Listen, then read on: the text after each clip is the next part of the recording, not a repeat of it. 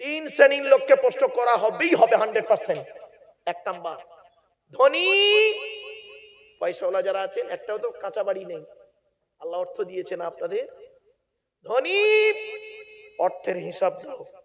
আমি তোমাকে ধনী করেছিলাম, টাকা পয়সা কোথায় ব্যয় করেছো হিসাব দাও। 2 নাম্বার জ্ঞানী, জ্ঞানের হিসাব দাও। তোমাকে জ্ঞান দান করেছিলাম, বিভিন্ন দিকের জ্ঞান দিয়েছিলাম, সেই জ্ঞান নিয়ে মানুষের ক্ষতি করেছো না মানুষের ভালো উপকার করেছো, জ্ঞানের হিসাব দাও। 3 নাম্বার যুবক, যৌবনের হিসাব দাও। কোথায় আছেন আপনি? চলো, এরপরে বলছে আল্লাহ, বললাম বলুন, আমি বলছে বলুন, আপনি লিখুন, কোথায় লেখা আছে শুনে নিন, আপনাদের বলে দিচ্ছি। সর্বপ্রথম আল্লাহ নবী রাসূলদেরকে হালাল খেতে বলেছেন। 18 নম্বর পারার 4 নাম্বার পৃষ্ঠা 8 নাম্বার লাইনে সূরার নাম সূরা মুমিনুনের 51 নাম্বার আয়াতে আল্লাহ বলছেন, আমি আয়াতটা পড়ে বাংলা মানে করে দিচ্ছি। ইয়া আইয়ুহার রাসূল, ইয়া আইয়ুহার রাসূল, রাসূল নয়, রাসূল হলো এক বচন আর রাসূল হলো বহু বচন, সিঙ্গুলার প্লুরালের জ্ঞান যদি না থাকে তো গেল। ইয়া আইয়ুহার রাসূল, হে রাসূলগণ, কুলু মিনাত তাইয়্যিবাতি ওয়া আমালু সলিহা, আপনারা পৃথিবীতে, আল্লাহ বলছেন হে রাসূলগণ, আপনারা পৃথিবীতে হালাল খাবার খান, ভালো ভালো খাবার খান, হালাল খাবার খান, আর পৃথিবীতে ভালো ভালো কাজগুলো করুন। তখন উনি আমাকে কি বলছে শুনবেন, উনি বলছেন স্যার আমি নবীও নই রাসূলও নই। আমিও বললাম স্যার আমিও নবীও নই রাসূলও নই, তাহলে 1 নাম্বারটা বাদ। বললেন আমার উপকার হলো, নোট করলাম। 2 নাম্বারটায় পড়েন কি দেখি, চলো। যারা আল্লাহকে বিশ্বাস করে, নবীকে বিশ্বাস করে, ইসলামিক পরিভাষায় তাদেরকে বলে মুমিন। কি বললাম বাবা? তো আপনারা আল্লাহ নবীকে বিশ্বাস করেন তো? আপনারা মুমিন? চলুন আমরা মুমিন, আমাদের সম্পর্কে কোরআনে কি বলছে দেখি। 2 নম্বর পারা 4 নাম্বার পৃষ্ঠা 14 নাম্বার লাইনে সূরার নাম সূরা বাকারা 172 নাম্বার আয়াতে আল্লাহ বলছেন, ইয়া আইয়ুহাল্লাযীনা আমানু, হে ঈমানদার বান্দাগণ, কুলু মিন তাইয়্যিবাতি মা রাযাকনাকুম, আমার দেওয়া হালাল রিজিকগুলো তোমরা ভক্ষণ করো। তখন উনি আমাকে বলছেন স্যার আমি মুমিন নই। কি বুঝতে পারছেন? ওটা আপনি বিশ্বাস করবেন আপনার জন্য, ওটা আমার জন্য না। বললাম থ্যাংক ইউ, এটা আমার জন্য। এবার চলুন আপনারটা পড়ে কিনা দেখি। 3 নাম্বারটা, এইটাই হচ্ছে ইম্পর্টেন্ট, এই কথাটা বলার জন্য আপনাদের এত কষ্ট করলাম।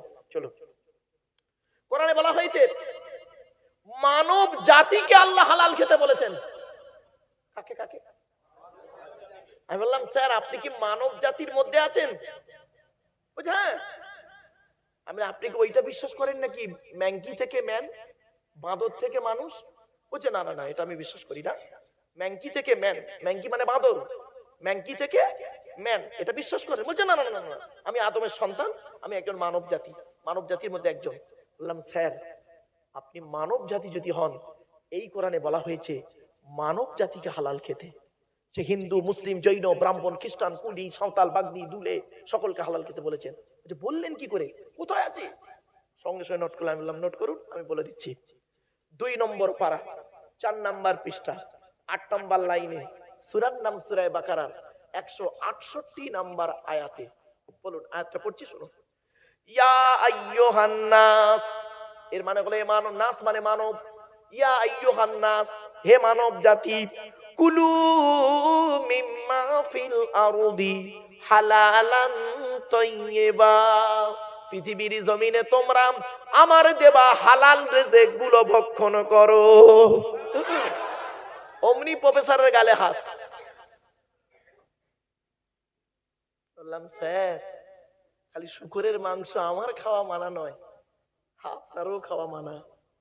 পুরো থবে নে গেলে, আমি জীবনের প্রথমে আপনি আমার চোখটা খুললেন যে মানব জাতি আমাকেও হালাল খেতে বলেছে আল্লাহ কোরআনে। বললাম কোরআন কি শুধু মুসলমানদের জন্য ভাবলেন? না না না না, ভুল কথা। শুনে নিন কোরআন কাদের জন্য এসেছে। 2 নম্বর পারা 7 নম্বর পাশা 7 নম্বর পৃষ্ঠা 2 নম্বর লাইন সূরার নাম সূরা বাকারা, হুদাল লিন নাস, মানুষের হেদায়েতের জন্য, মানব জাতিকে সঠিক পথে চালনা করানোর জন্য কোরআন এসেছে। অবাইয়িনাতিম মিনাল হুদা ওয়াল ফুরকান, ন্যায় আর অন্যায়কে পৃথক করার জন্য কোরআন নাযিল হয়েছে। আমি বললাম, স্যার আপনি কি বিশ্বাস করেন মুহাম্মদ সাল্লাল্লাহু আলাইহি ওয়াসাল্লাম শুধু মুসলমানদের নবী? মুহাম্মদ সাল্লাল্লাহু আলাইহি ওয়াসাল্লাম শুধু মুসলমানদের নবী নয়, শুনে নিন, মুহাম্মদ সাল্লাল্লাহু আলাইহি সাল্লাম হলেন কুল কায়নাতের রাসূল নবী। তার প্রমাণ কোরআনে 9 নম্বর পারার 9 নম্বর পৃষ্ঠার একবারে 11 নম্বর লাইন, সূরার নাম সূরা আরাফের মধ্যে আল্লাহ বললেন, কুল, নবী তুমি বলো, ইয়া আইয়ুহান নাস, হে মানব জাতি, হিন্দু মুসলিম জৈন ব্রাহ্মণ কেউ বাদ নেই, হে মানব জাতি, ইন্নী রাসূলুল্লাহি ইলাইকুম জামিয়া, আল্লাহ পাক মুহাম্মদকে কুল কায়নাতে রাসূল নবী করে পাঠিয়েছে, যেন মুহাম্মদ সাল্লাল্লাহু আলাইহি ওয়াসাল্লামকে সকলে ফলো করতে পারে। আপনি মুহাম্মদ সাল্লাল্লাহু আলাইহি ওয়াসাল্লামের 2-4টা হাদিস নিয়ে আলোচনা করেন, করে মুহাম্মদ সাল্লাল্লাহু আলাইহি ওয়াসাল্লামকে কিছু মানেন কিছু মানেন না, তার কথা মতো চলেন না, তার জন্য মুহাম্মদ সাল্লাল্লাহু আলাইহি ওয়াসাল্লাম দায়ী? তার জন্য কোরআন দায়ী? তার জন্য কোরআন দায়ী নয়। ছোট্ট একটা উদাহরণ দিচ্ছি, রাগ করবেন না। আমি একটা কথা বলতে বলতে চলে গিয়েছিলাম অনেক দূরে, অনেক দূর চলে গিয়েছিলাম, প্রায় কোলাঘাটে পৌঁছে গিয়েছিলাম, আবার ব্যাকে ঘুরে চলে এলাম। চলুন, সেটা কি আপনাদেরকে বলেছিলাম, ইহুদিদের সংখ্যা বেশি না মুসলমানদের সংখ্যা বেশি? মনে পড়ছে? এখান থেকে চলে গিয়েছিলাম অনেক দূরে। চলুন, বর্তমানে কারা মার খাচ্ছে বেশি? কারণ কি? কারণ কি শুনে নিন।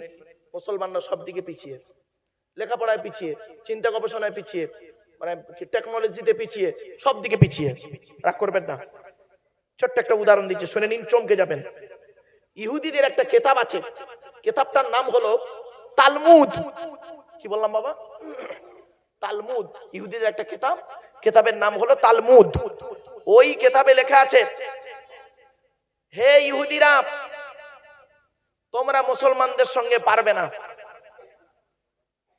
মুসলমানদের সঙ্গে তোমরা পারবে না। কবে থেকে? কবে থেকে পারবো না? যেদিন তোমরা দেখবে, মুসলমানদের লক্ষ্য রাখবে, যেদিন মুসলমানদের দেখবে জুম্মার নামাজের জামাত ফজরের নামাজের জামাতের সমান হবে। কিছু বুঝতে পারছেন কথাটা? তার মানে মুসলমানদের যেদিন দেখবে জুম্মায় যত লোক নামাজ পড়ছে, তত লোক যেদিন ফজরের নামাজে হাজির হবে, সেই দিন তোমরা বুঝে নেবে আজ থেকে আমরা আর মুসলমানদের সঙ্গে পারবো না। শিক্ষা দীক্ষা চিন্তা ভাবনা গবেষণায় টেকনোলজিতে সব দিকে পিছিয়ে যাব। ইহুদিরা এটা ভালো করে খেয়াল করে যে দেখতো এরা কি সেই মুসলমানের বাচ্চা? 313 জন মুসলমানকে নিয়ে বদরের যুদ্ধের প্রান্তরে হযরত মুহাম্মদ সাল্লাল্লাহু আলাইহি ওয়াসাল্লাম 1000 শত্রুর মোকাবেলা করতে গিয়ে মাত্র 14 জনকে হারিয়ে ইসলামের পতাকা পুঁতেছিল। সেই 313 জনের ঈমান ছিল, তারা জীবনের চাইতে আল্লাহ এবং মুহাম্মদকে বেশি ভালোবাসতো। জীবন চলে যাচ্ছে, যাক, কোনো যায় আসে না, এমনকি আল্লাহকে ভালোবেসেছে, মুহাম্মদকে ভালোবেসেছে। শুধু তাই নয়, যুদ্ধের ময়দানে যখন যাচ্ছিল, এদের মধ্যে একজন ছিল খালিদ বিন ওয়ালিদ। কি বললাম?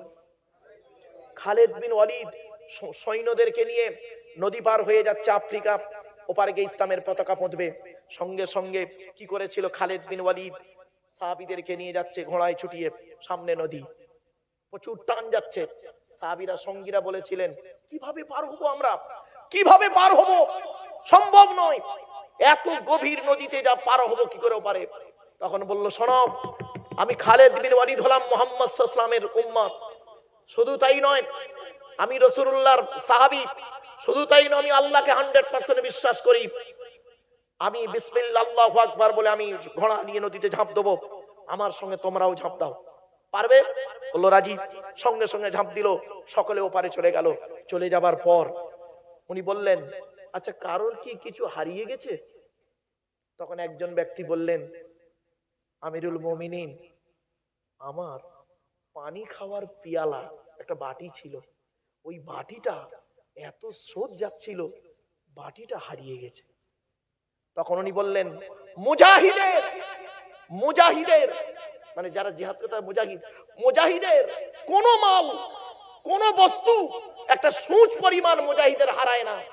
আমি এখানে দাঁড়িয়ে রইলাম নদীর ধারে, দেখবো মুজাহিদের কোন জিনিস হারায় কি হারায় না। কিছুক্ষণ পরে দেখলো একটা ডলফিন মাছ ওই বাটিটাকে নিয়ে ওনার হাতে এসে তুলে দিল। ইহুদিরা দেখে এরা কি সেই মুসলমানের বাচ্চা? না, এরা সেই মুসলমানের বাচ্চা না, এরা কনভার্টেড মুসলমান। এরা এই একটা বিরিয়ানির বিনিময়ে, একটা ওই মুড়ি আলুর দমের বিনিময়ে, একটা চেয়ারের বিনিময়ে, একটা পদের বিনিময়ে আল্লাহ এবং নবীকে গালি দিতেও দ্বিধাবোধ করে না। আর এদেরকে লক্ষ্য কর, এরা কি করে, এরা জুম্মার নামাজে 3 তালা ভর্তি করে, আর ফজরের নামাজে দেখবি ইমাম সাহেব আর 6টা বুড়ো ছাড়া আর কেউ নেই। অতএব এদের যত মারবি তত লাভ, কোনো পাপ হবে না। জ্ঞানী গুণী বুদ্ধিজীবী মানুষ এই কথাটা বাড়ি থেকে ভাববেন। আমি জাস্ট শুধু আপনাদেরকে একটু ইঙ্গিত দিয়ে গেলাম বাবা, জ্ঞানী যারা বোঝে তারা শুধু ইশারায় চলো। এজন্য আপনাদেরকে বলি, হিন্দু মুসলিম কাঁধে কাঁধ মিলিয়ে চলবেন। কিসের হিন্দু কিসরা মুসলিম মারামারি করেন? খবরদার নয়। মনে রাখবেন, হিন্দুদের রক্তের ভিতরে মুসলমানদের রক্ত আছে, মুসলমানদের রক্তের ভিতরে হিন্দুদের রক্ত আছে। প্রমাণটা দেব? আরে দেবো কি বলুন না? এই বাচ্চাই বস, সব ডিস্টার্ব করে। আসলে কি জানেন, আমি এই জলসাটাকে না একটা ক্লাস বলে মনে করি, খারাপ সেন্স নেবেন না। এটাকে আমি একটা ক্লাস বলে মনে করি। 3-4 ঘন্টার একটা ক্লাস করব, ব্যাস। এই ক্লাসের মধ্যে 1টা মিনিট এদিক ওদিক দেওয়া মানে সব বেকার। আমার কথাটাকে ঘুরিয়ে ফেলবেন, গুলিয়ে যাবে আপনার মাথা থেকে। অ্যাটেনশন নিয়ে শুনুন, লস হবে না, লাভ হবে। চলুন প্লিজ এদিকে। একটা গুরুত্বপূর্ণ কথা বলছিলাম, একটু মাইন্ডটা চেঞ্জ হয়ে গেল। কি বলছিলাম আমি এক্ষুনি? Thank you. হিন্দুদের রক্তের ভিতরে মুসলমানদের রক্ত আছে, মুসলমানদের রক্তের ভিতরে হিন্দুদের রক্ত আছে। প্রমাণটা দিচ্ছি শুনুন। আপনাদের এলাকায় ব্লাড ডোনেশন ক্যাম্প হয়, রক্তদান শিবির। আচ্ছা, ব্লাড যখন নেওয়া হয় তখন বলা হয় নাকি এই ও হিন্দু, ও রক্ত আলাদা কর, আলাদা কর, ও মুসলিম, ও রক্ত আলাদা কর, বলে নাকি? আরে ব্লাডের মধ্যে কাস্টের কোনো ডিভাইডেড থাকে না, ব্লাডের মধ্যে কালারের কোনো ডিভাইডেড থাকে না, ব্লাডের মধ্যে জেন্ডারের কোনো ডিভাইডেড থাকে না, ব্লাডের মধ্যে গ্রুপে ডিভাইডেড করা হয়। ব্লাডের 4টে গ্রুপ। কটা গ্রুপ? 4টে গ্রুপ। কি কি?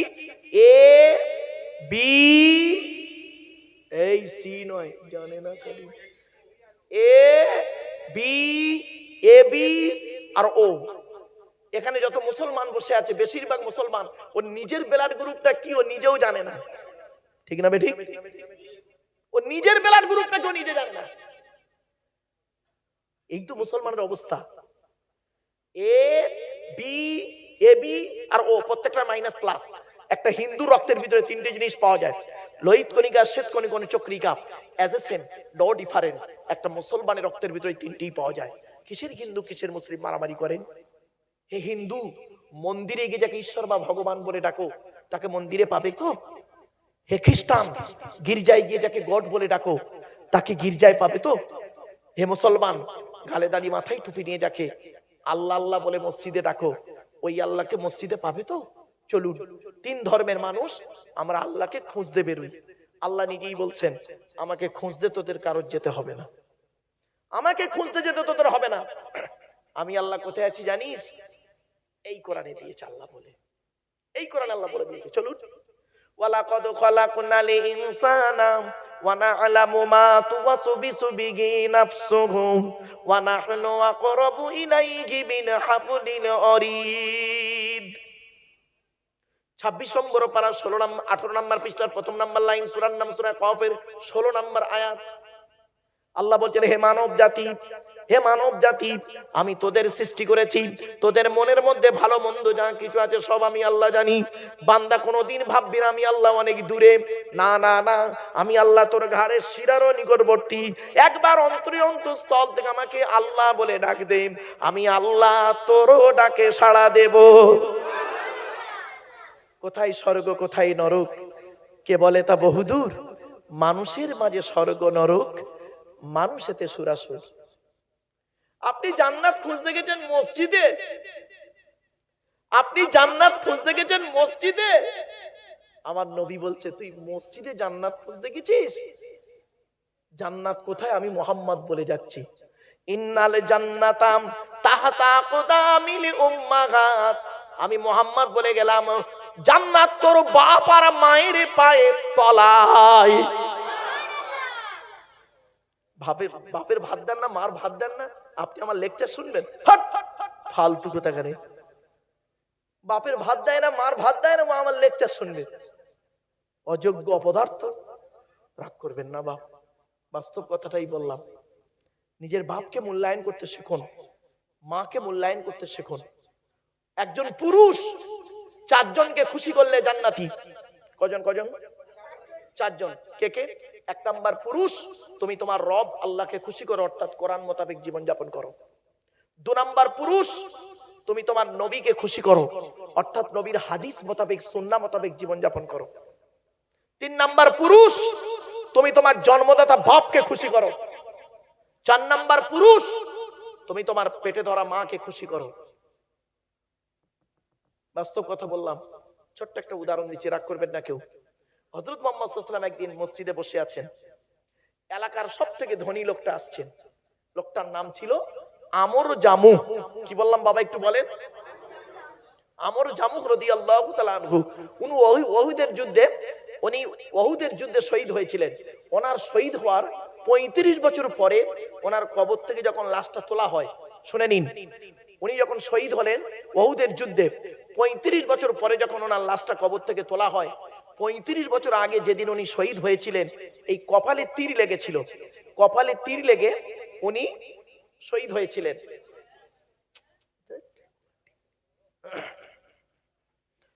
কপালে তীর লেগে উনি শহীদ হয়েছিলেন। তো যেদিন ওই অবস্থা ওনাকে মাটি দেওয়া হয়েছিল, 35 বছর পরে ওনাকে যখন লাশ তোলা হচ্ছে, ওখান থেকে লাশ সরিয়ে অন্য জায়গায় দেওয়া হচ্ছে, 35 বছর পর সেই কপাল থেকে সেই টাটকা রক্ত 35 বছর পরেও বেরিয়ে যাচ্ছে। কোথায় আছেন আপনি? গুগলে সার্চ করবেন, সাহাবীর লাশ, গুগলে সার্চ করবেন, পেয়ে যাবে। কোথায় আছেন? চলুন না গিয়ে যাই। এবার আসছি। তো উনি আসছেন, প্রচুর টাকার মালিক, এলাকার সব থেকে ধনী লোকটা আসছে নবীজির দরবারে। নবীজি বসে আছেন। তো নবীর ডান দিকে বসেছিলেন হযরত আবু বকর সিদ্দিক রাদিয়াল্লাহু তাআলা আনহু। নাম শুনেছেন? বাহ। আচ্ছা, আবু বকর রাসূলুল্লাহর কে হয়? শ্বশুর, তাই তো? অর্থাৎ আবু বকরের কন্যা আয়েশার সঙ্গে নবীজির বিবাহ হয়, তাই তো? তো নবীজির শ্বশুর হলো আবু বকর সিদ্দিক রাদিয়াল্লাহু তাআলা আনহু। আচ্ছা, কে বড় বয়সের দিক থেকে, আবু বকর না নবী? আবু বকর, তাই তো? না, ভুল ধারণা, এই ভুলটা সংশোধন করে নিন। সম্মানের দিক থেকে নবী বড় 100%। পৃথিবীর দিন রাত্রির গণনাতেও নবী বড় আবু বকরের থেকে।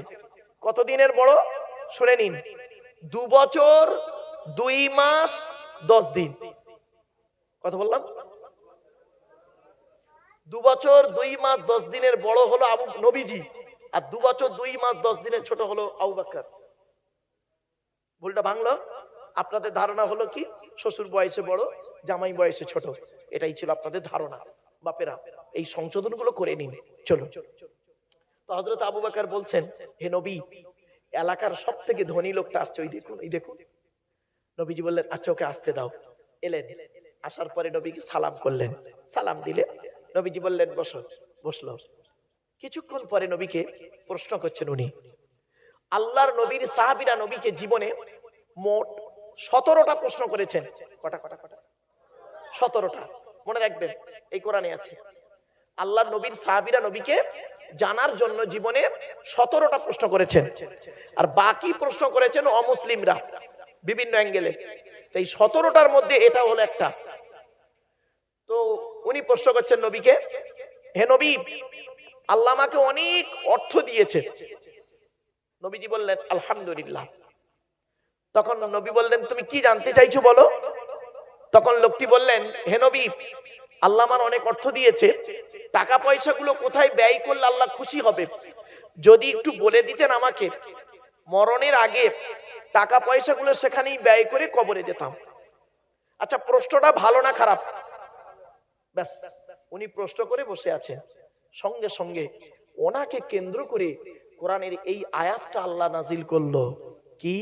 শুনুন, ইয়াসআলুনাকা মাযা ইউনফিকুন কুল মা আনফাকতুম মিন খায়রিন ফালিল ওয়ালিদাইনি ওয়াল আকরাবিন। 2 নম্বর পারার 12 নম্বর পৃষ্ঠা 13 নম্বর লাইন, সূরার নাম সূরা বাকারা। নবী তোমাকে ওরা প্রশ্ন করছে টাকা পয়সা কোথায় ব্যয় করলে আল্লাহ খুশি হবে। নবী তুমি বলে দাও টাকা পয়সাগুলো সর্বপ্রথম তোমরা তোমাদের বুড়ো বুড়ি বাম্মার পিছনে ব্যয় করবে, আল্লাহ খুশি হয়ে যাবে। তাহলে টাকা পয়সা সর্বপ্রথম কাদের পিছনে ব্যয় করতে হবে? জোরে বলুন। আর আপনি ব্যয় করেছেন বাপের রেখে যাওয়া সম্পত্তি, হাওড়া হাটে 2টো স্টল রয়েছে, ওই টাকা নিয়ে ও করছে কি প্রচুর টাকা লাভ হয়েছে, সেই টাকা নিয়ে বইয়ের নামে ব্যাংকের বই করেছে, আর বউ নমিনি করেছে ওর ভাইকে। বুঝতে পারেনি না? তার মানে এ মাল মরে গেলে কিচ্ছু পাবে না, সব ওর বউ আর ওর বইয়ের ভাই পাবে।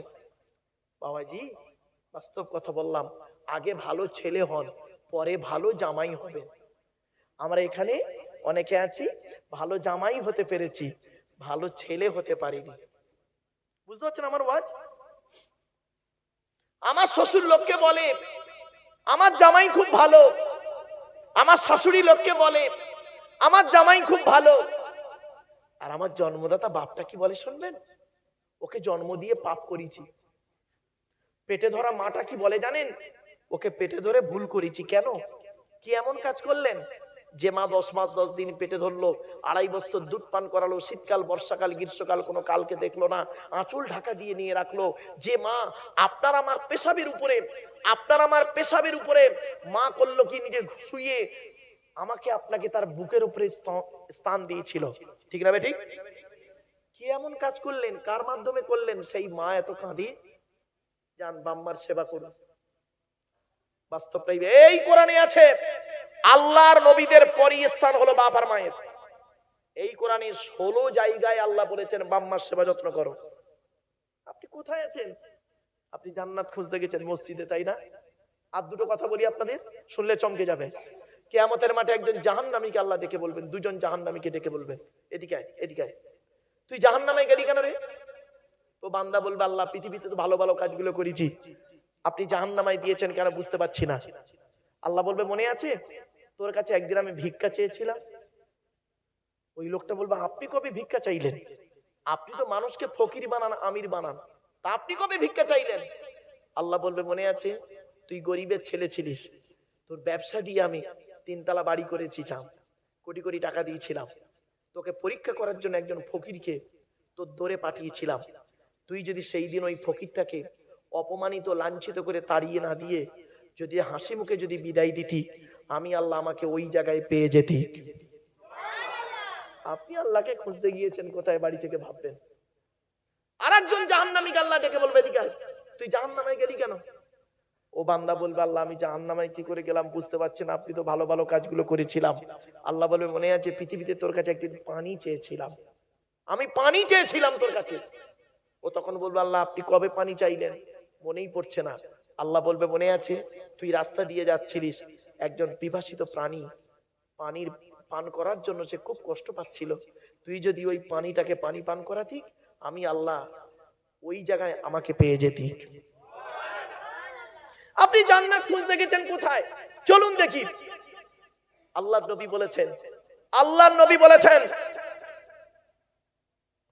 নবী বলেছেন তোমাদের গ্রামে যদি কোনো মানুষ অসুস্থতায় ভুগছে, অনেক মানুষ মরণাপন্ন হয় না, কয়েকদিনের মধ্যে মরে যাবে, খুব অসুস্থ আছে না এমন মানুষ? অসুস্থ লোকটা ভুগছে, নবী বলেছেন তুমি ওর কাছে যাবে, গিয়ে ওর কাছে ক্ষমা চেয়ে নেবে। চলার জীবনে যদি কোনো ভুল করে থাকো ক্ষমা চেয়ে নেবে।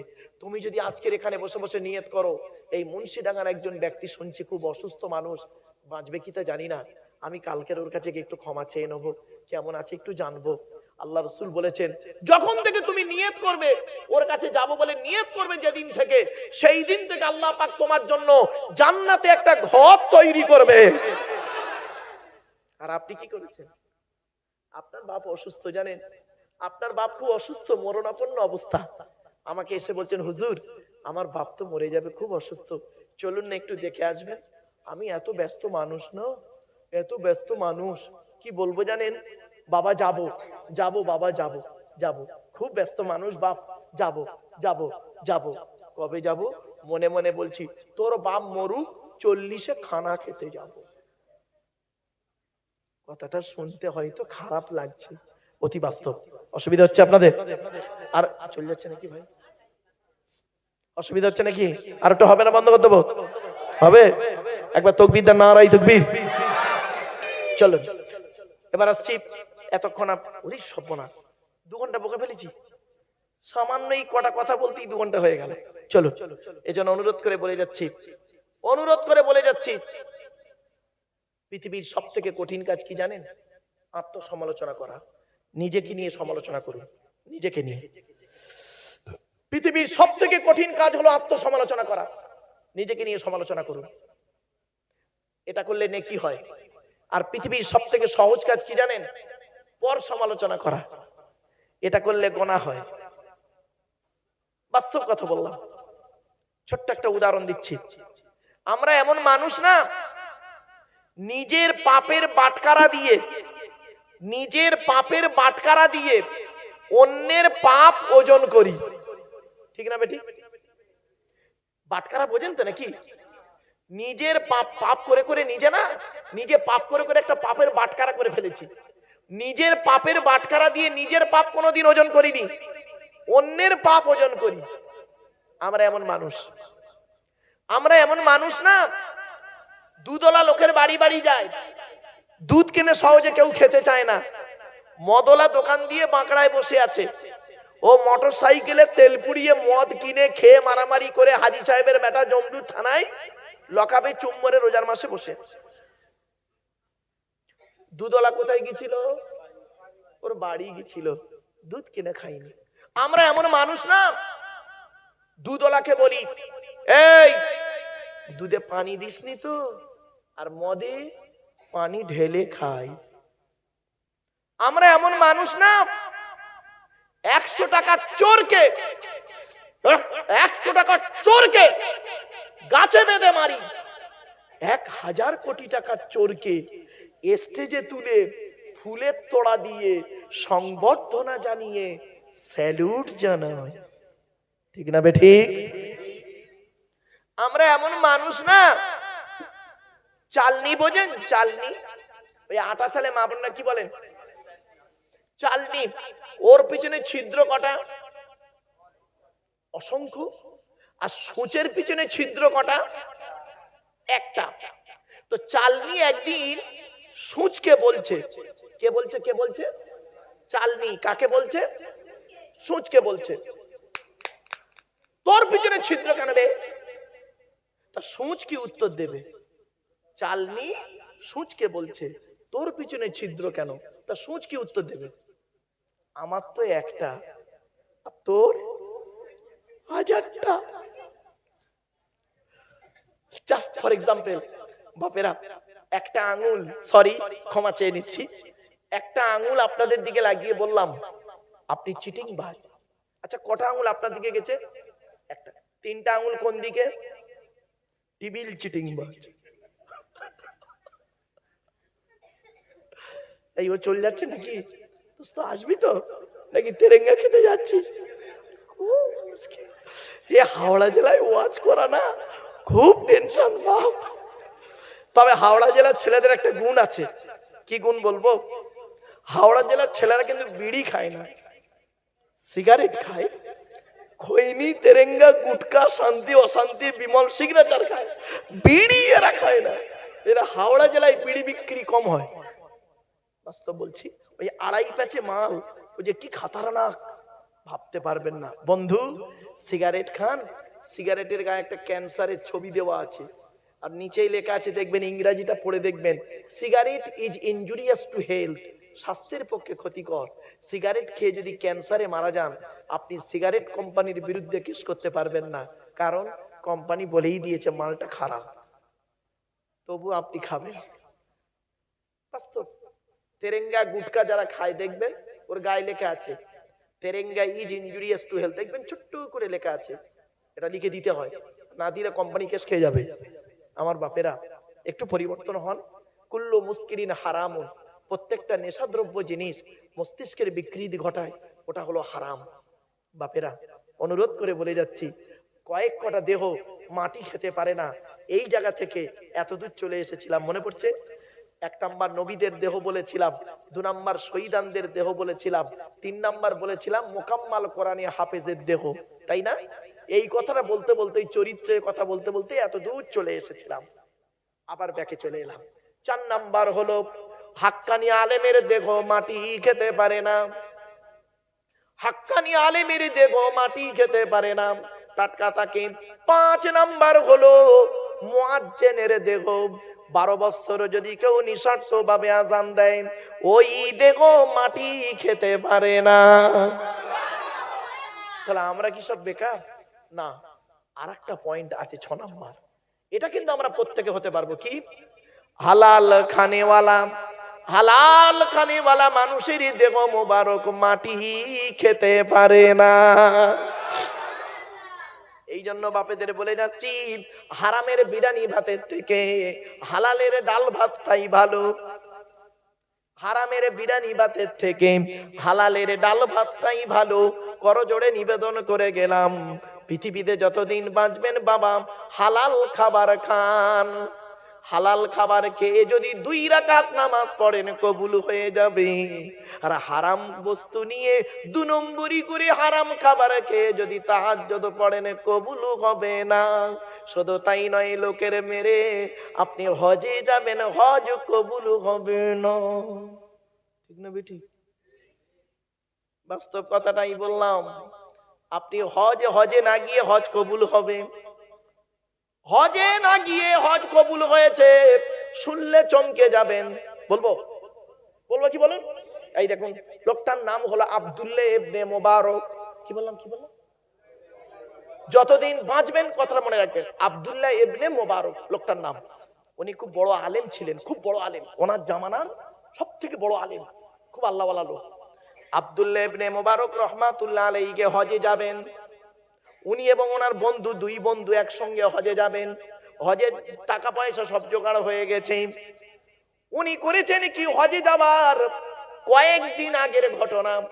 ওনার ছেলেটা একদিন দুপুর বেলা কাঁদতে কাঁদতে বাড়ি আসছে।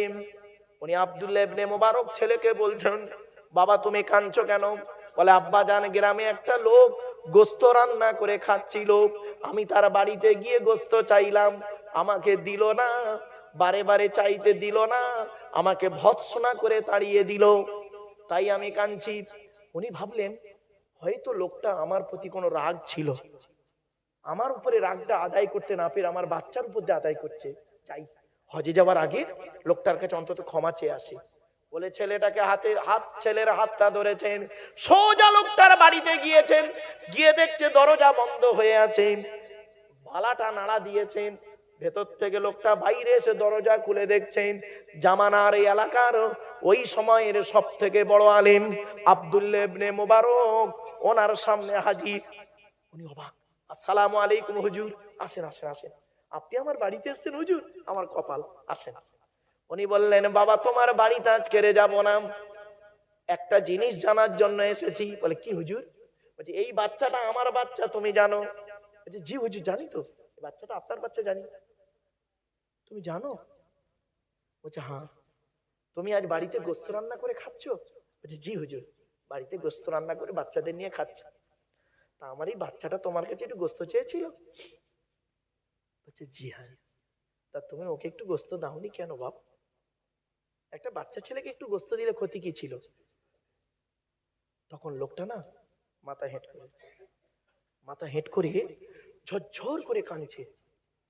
কিছুক্ষণ পরে মাথা তুলে বলছে, চোখ ভরা পানি নিয়ে লোকটা বলছে, হুজুর আজ 3 দিন হলো আমার বাড়িতে রান্না হয়নি।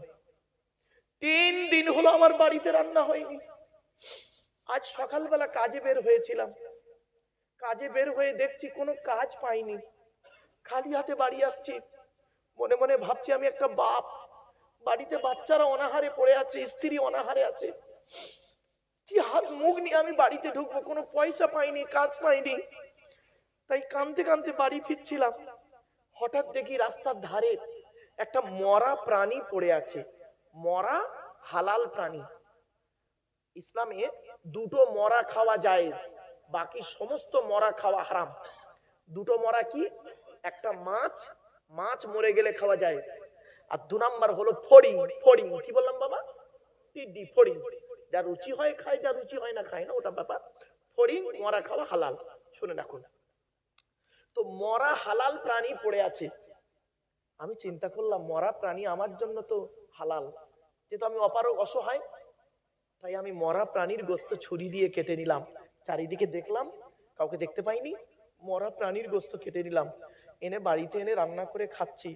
এমতো অবস্থায় দেখি আপনার এই কলিজার টুকরা বাচ্চাটা এসে আমার কাছে গোশত চাইছে। আমি চিন্তা করলাম মরা প্রাণীর গোশত, আমি অসহায়, আমার জন্য হালাল। আপনি তো অসহায় নয়, আপনার বাচ্চার জন্য মরা প্রাণীর গোশত তো হারাম। তাই আমি জেনে শুনে কি করে আপনার বাচ্চাকে এই হারাম খাবারটা দিতে পারি? তাই হুজুর, আপনার বাচ্চাকে এই মরা প্রাণীর গোশত না দিয়ে যদি বড় অপরাধ করে থাকি, আল্লাহর রাস্তায় আপনি আমায় মাফ করে দিন। সঙ্গে সঙ্গে আব্দুল্লাহ ইবনে মোবারকের চোখ থেকে পানি পড়ছে। বলছে দাঁড়াও বাবা, আমি আসছি। তুমি দাঁড়াও, আমি আসছি। সোজা বাড়ি গেলেন। বাড়িতে গিয়ে হজে যাওয়ার সমস্ত টাকা, সব টাকা নিয়ে এসে লোকটাকে বলছে বাবা এই নাও, আমি হজে যাচ্ছিলাম, হজে আর এবছর যাব না। আমার গ্রামের লোক, তুমি অসহায় আছো, আমি হজে যাব, এটা হতে আল্লাহ কবুল করবে না। কেন বাবা, আমি হজের টাকাটা, সব টাকাগুলো আমি তোমাকে দিয়ে গেলাম, তুমি ব্যবসা করো, বাচ্চাদের নিয়ে খাও, আর আমার জন্য একটু দোয়া করো। লোকটা খুব খুশি হয়ে গেছে। সে বছর আর উনি হজে গেলেন না। ওনার বন্ধু কিন্তু হজে চলে গেছে। ওনার বন্ধু হজ থেকে ফিরে এসছে, এসে সোজা ওনার বাড়িতে এসছে। এসে আব্দুল্লাহ ইবনে মোবারককে বলছে আসসালামু আলাইকুম। ওয়ালাইকুম আসসালাম ভাই। এবার ওনার বন্ধু আব্দুল্লাহ ইবনে মোবারককে বলছে ভাই আপনি কবে হজ থেকে ফিরলেন? আব্দুল্লাহ ইবনে মোবারক বলছে ভাই আমি তো হজে যাইনি এবছর। বলে দেখেন মিথ্যা কথা বলবেন না ভাই, হাজি মানুষ মিথ্যা কথা বলছেন?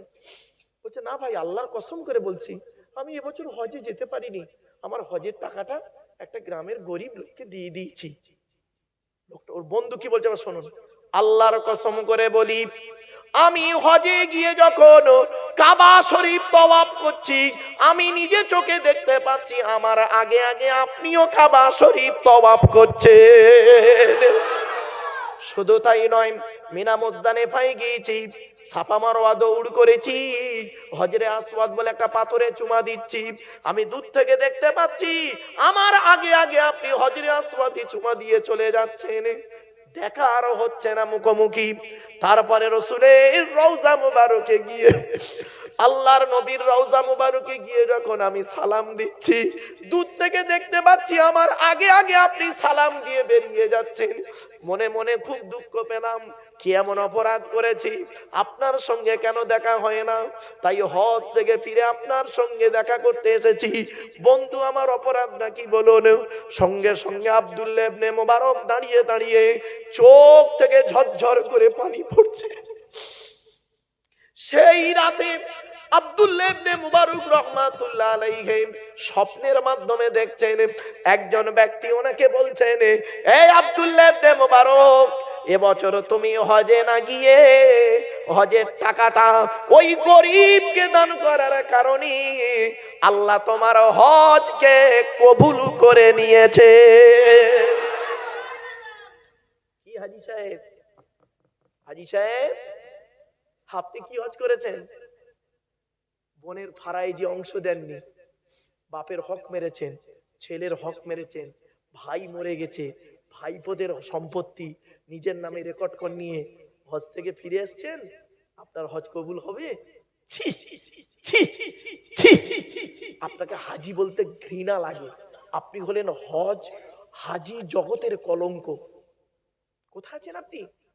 বাবা আমার ওয়াজ শুনতে গেলে একটু বুদ্ধি লাগবে বাবা, অসুবিধা হচ্ছে বাবা, আর একটু হবে না, বন্ধ করে দেবো বাবা? হবে? একবার দরুদ শরীফ আল্লাহুম্মা।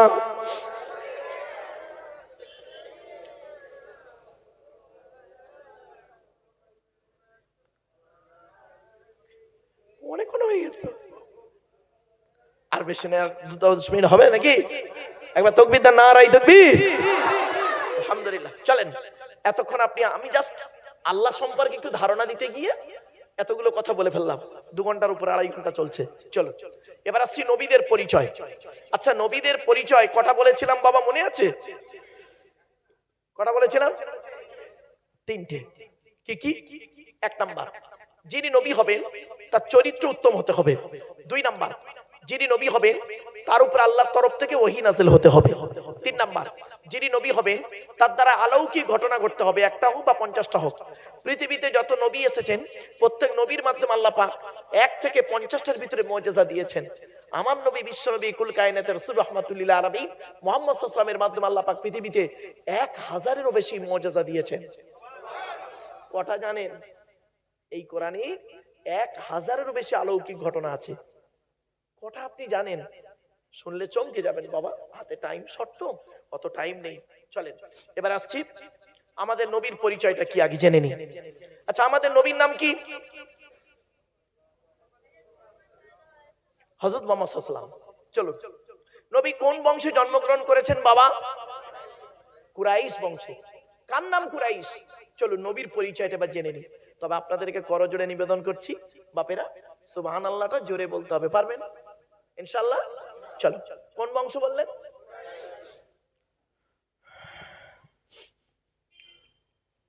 মুহাম্মাদের বাপের নাম আব্দুল্লাহ, আব্দুল্লাহর বাপের নাম আব্দুল মুত্তালিব, আব্দুল মুত্তালিবের বাপের নাম আব্দে মান্নাফ, আব্দে মান্নাফের বাপের নাম হাশেম, হাশেমের বাপের নাম কুসাই, কুসাইয়ের বাপের নাম কিলাব, কিলাবের বাপের নাম মুররা, মুরার বাপের নাম লুবাই, লুবাইয়ের বাপের নাম কাব, কাবের বাপের নাম গালিব, গালিবের বাপের নাম ফিগির, ফিগির থেকে কুরাইশি বংশ এসেছে।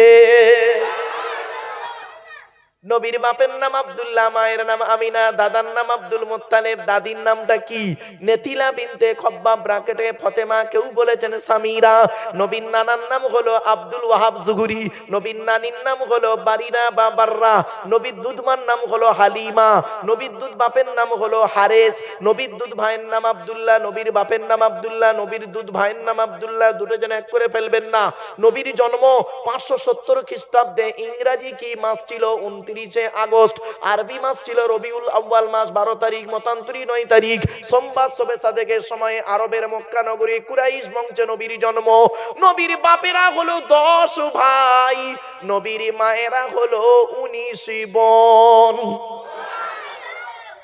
নবীর 9টা চাচা, নবীর 9টা চাচা, 18টা খালা, 6টা ফুফু, 7টা ছেলে মেয়ে। আপনি তো নবীর কিছুই জানেন না, শুধু মুখে বলেন আই লাভ মুহাম্মদ সাল্লাল্লাহু আলাইহি ওয়াসাল্লাম। আমি বলেছিলাম কি ভালোবাসা ভালো লাগা দুটো এক নয়, মনে পড়ছে এবার? এই জন্য আমি বলেছিলাম না আজকে 4টে বাক্য শব্দের উপরে আমি ভেতরে বাউন্ডারিটা আমার 4টে বাউন্ডারি আছে, 4টে কোণ, 4 কোণের ভিতরেই আছি। কি প্রথমে বলেছিলাম কি? প্রিয়জন, প্রয়োজন, প্রিয়জন, প্রয়োজন। আপনি আল্লাহর প্রিয়জন হন, প্রয়োজন হবেন না। আরেকটা কি বলেছিলাম? আবেগ আর বিবেক। আবেগ নিয়ে চলবেন না, বিবেক নিয়ে চলুন। 3 নাম্বার কি বলেছিলাম? ভালোবাসা ভালো লাগা। 4 নাম্বার কি বলেছিলাম? ইতিহাস আর পরিহাস। আমার বাপেরা চলো নবীর কটা চাচা বললাম বাবা? 9টা চাচা। এখন 9টা চাচার নাম কি? বড় চাচার নাম হারেস, কি বললাম? হারেস, জুবায়ের, মুকাইম, ফাইদাক, জাইদাক, আবুল আহাব, হামজা, আব্বাস, আবু তালেব। নবীর বাপ হলো আব্দুল্লাহ। তো আবু জাহালের নাম তো এখানে নেই। আবু জাহাল নবীর চাচা নয় বাবাজি। এজন্য একজন, আমি আগেই বলেছিলাম, লেখাপড়া করে লেকচার দেওয়া আর পড়াশোনা না করে লেকচার দেওয়া দুটো এক নয়। 3টে জিনিস কোনোদিন ব্যাকে আসে না। মাইকের সামনে এসে কিছু বলে দেবার নাম বক্তা নয়। 1 নাম্বার, ধনুক থেকে তীরটা বের হয়ে গেলে ওই তীরটা আর কোনোদিন ব্যাকে আসে না। 2 নাম্বার, দেহ থেকে আত্মাটা বের হয়ে গেলে ওটা আর পৃথিবীতে রিটার্ন দেওয়া হয় না। 3 number, it is very very important, জবান থেকে কথা বের হয়ে গেলে ওটা আর ব্যাকে আসে না। 1 ঘন্টা লেকচার দিতে গেলে বাপ 3 ঘন্টা স্টাডি করতে হবে, পড়াশোনা করতে হবে। 1 ঘন্টা লেকচার দিতে গেলে। আমি আগেই বলেছিলাম ওয়াজ করব, এখন তো ওয়াজ হয় কিরকম। দিল জানের মা দিল 6টা আন্ডা, আল্লাহ তার কবরে করো জান ঠান্ডা। এরা বলে সুবহানাল্লাহ, এই সে বলে সুবহানাল্লাহ।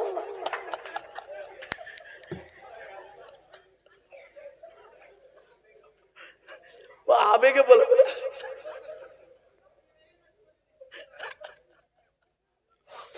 ওর বাপেরা। চলে এবার আসছি, প্লিজ অ্যাটেনশন। নবীর 7টা ছেলে মেয়ে, কটা 7টা ছেলে, 3টে পুত্র সন্তান, 4টে কন্যা সন্তান। 3টে পুত্র সন্তানের নাম কি? বড় ছেলেটার নাম হলো কাসেম, বললাম না? তারপরে ছেলেটার নাম হলো তাহের বা তৈয়েব। ছোট ছেলেটার নাম হলো ইব্রাহিম। 4টে কন্যা সন্তানের নাম কি? বড় মেয়েটার নাম জয়নাব, রুকাইয়া, উম্মে কুলসুম। ছোট মেয়েটার নাম হলো ফাতেমা, যার সঙ্গে নবীজি হযরতে আলীর বিবাহ দিয়েছিলেন। আলীকে জামাই করতে গেলেন কেন?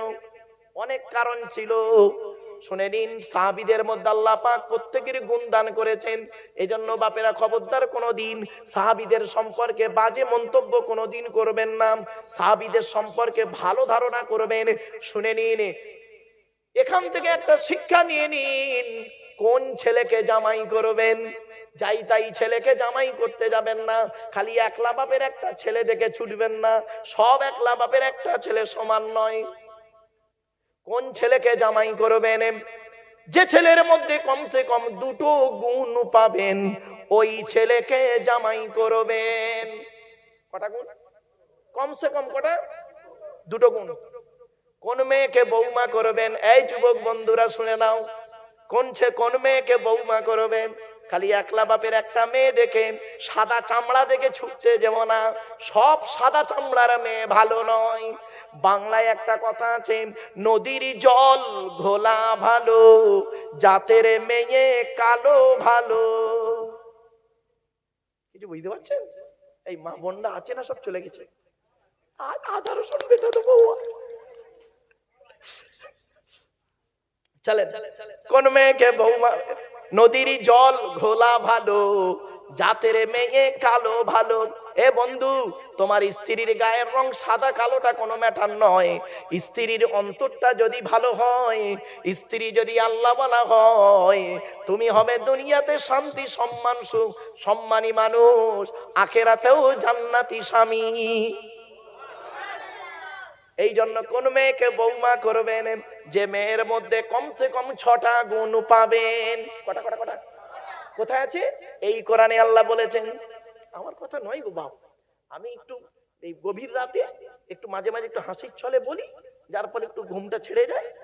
এই ওয়াজের অ্যাটেনশন, অন্য কিছু নয়, কোরআনের আয়াত। চলুন আগে কোনটা বলবো, ছেলেদের না মেয়েদের? কেন মেয়েদের সঙ্গে ঝগড়া নাকি? আচ্ছা আগে ছেলেদেরটা হোক। হ্যাঁ, এই করছি, তোরা চোখ বন্ধ কর, শুনতে পাবি না। এইসব বাচ্চা ছেলেগুলো বহুত চালাক। চলেন, ছেলেদের কটা গুণ বলেছি তাড়াতাড়ি? 2টো গুণ। কি কি? 1 নাম্বার, ছেলেটি সৎ ছেলে কিনা খবর নেবে। সৎ কাকে বলে? বক্তব্যের শুরুতেই আমি বলেছিলাম, 2 ঠোঁটের মাঝখানে 2 রানের বীজখানে। মনে পড়ছে? আপনি ছেলে দেখতে গিয়ে কি করেছেন? আচ্ছা ভাই, আপনাদের এলাকায় কি এখন দেখাশোনা করে বিয়ে হচ্ছে, না মাল সব অনলাইনে আসছে? কোনটা কোনটা? মানে অনলাইন অফলাইন দুটোই আছে। আচ্ছা যাক, ঠিক আছে ঠিক আছে বাবা, চলে, আমি এমনি বললাম তো। এবারে কি হয় জানেন, মেয়ে দেখতে গিয়ে আপনারা কত বড় সর্বনাশ করেছেন দেখুন। রাগ করবেন না, ভুল বুঝবেন না। কি হয় দেখুন, যে বিবাহ করবে, যে বিয়ে করবে, সে যায় না, তার তরফ থেকে 20 জন লোক গেছে। ঠিক না বেঠিক? 5টা বুড়ো, ইন্টারন্যাশনাল বুড়ো, 5 জন, 5টা জওয়ান ইয়াং ছেলে, 5টা হলো বিবাহিত। তাহলে কত হলো? 15টা। 5টা 4 আনা 8 আনা, মানে বাচ্চা। 5টা হলো নারী, মোট কত হলো? 25।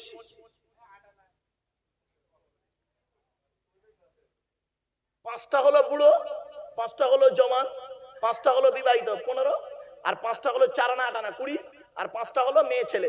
কটা হলো? 25 জন গিয়েছে একজন মেয়েকে দেখতে। যে বিয়ে করবে সে যায়নি, তারা গিয়েছে। তো ভালো, মেয়ে দেখতে গিয়েছে। মেয়ে দেখতে গিয়ে এবারে মেয়ের বাড়িতে খেয়েছে। ওদের যাবার কথা ছিল বেলা 10টায়। 10টায় গিয়ে 11টার মধ্যে চলে আসবে। একটা মেয়ের দেখতে কতক্ষণ লাগে?